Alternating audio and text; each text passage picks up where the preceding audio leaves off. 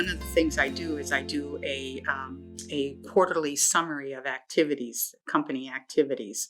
So I outline usually 2 pages, so back to back, 2 pages. I usually bullet and outline different sales opportunities that we've had, different distributors that we're courting or have already secured. The number of animals that we're selling, where they're coming from. So it's all about the farm. It's about the marketplace, and then it's about how to get it there. And it's also about how the harvesting. So all of those kinds, all the different aspects of the business are included in the summary of activities. So they have a broad brush overview of our activity during that quarter.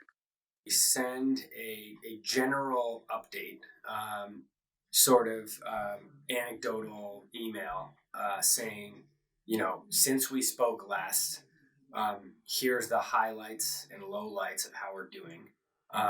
Here are the recommendations that you gave us last time that we took up and or tried, and here's how it worked. And then we attach financials to it. So we do send something out to them in advance. At the same time, all of these people are busy and accomplished, and we try to be really careful to respect their time. So we do send them, we kind of have a save the date, and then outside of that, there's one kind of orientation email with what I mentioned in it before we start the meeting itself. And then now we know when the meeting happens, we have a kind of clear agenda, a list of questions and discussion items. One of the things that they had said to me prior to my coming up with this agenda was that it seemed really important that I have a focus question, something that they could wrap their mind around in advance, and that they could respond to.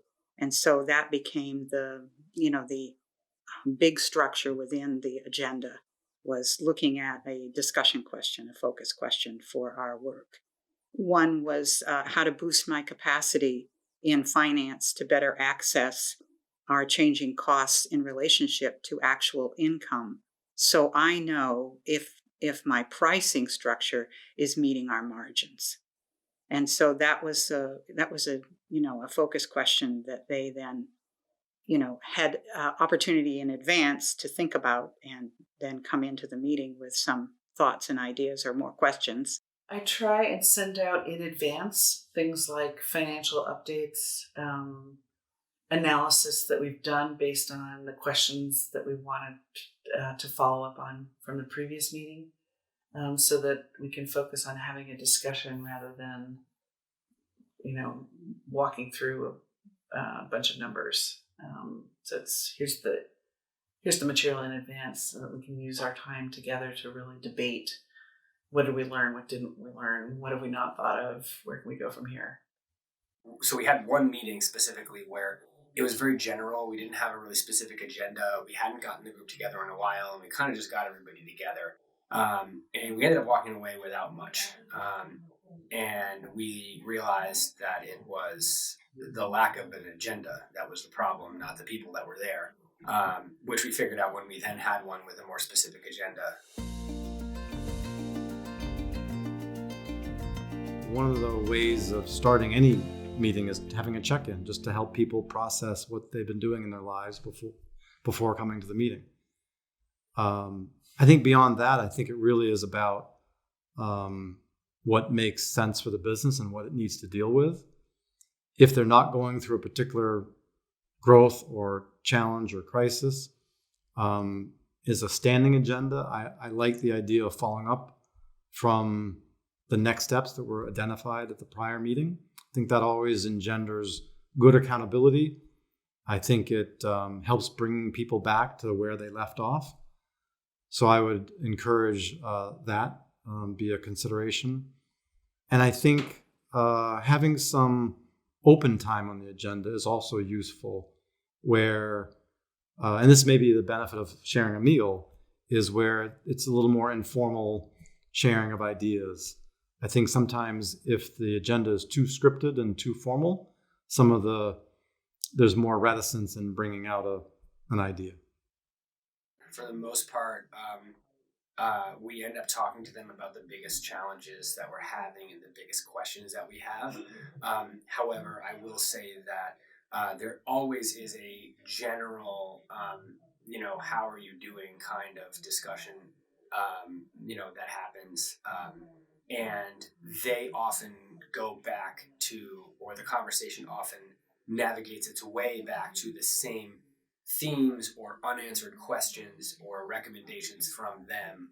Well, you can't do this until you answer that, which is often telling that, we have things we need to figure out still. So we have an agenda that's focused on sort of the key questions following up from the previous meeting.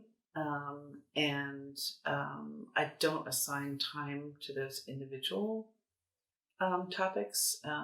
But one of the other things that I think is key to success is having somebody help me run the meeting so that I'm not having to run the meeting, watch the time, and I can really listen and engage with the advisory board members. And I think that's key. One of our advisors, as a condition of coming on the board, he said, "I will not join unless you have a note taker." And he elaborated that he's been on these boards where there's all this discussion and nobody writes anything down and it ends up being wasted. And it was like that first amazing piece of advice. So we always bring a note taker. It's actually difficult to pick a note taker because it has to be somebody who's not affiliated with your business, but you are really airing your dirtiest laundry. So it has to be somebody that you're comfortable hearing, things that aren't shared for the most part. So finding a note taker is a huge challenge. And we've gone to basically trusted friends and asked for favors and paid them to do it. So that is one piece that I would really recommend. If you're going to have an advisory board, make sure you have a note taker there who's not on the advisory board and is just there to record everything.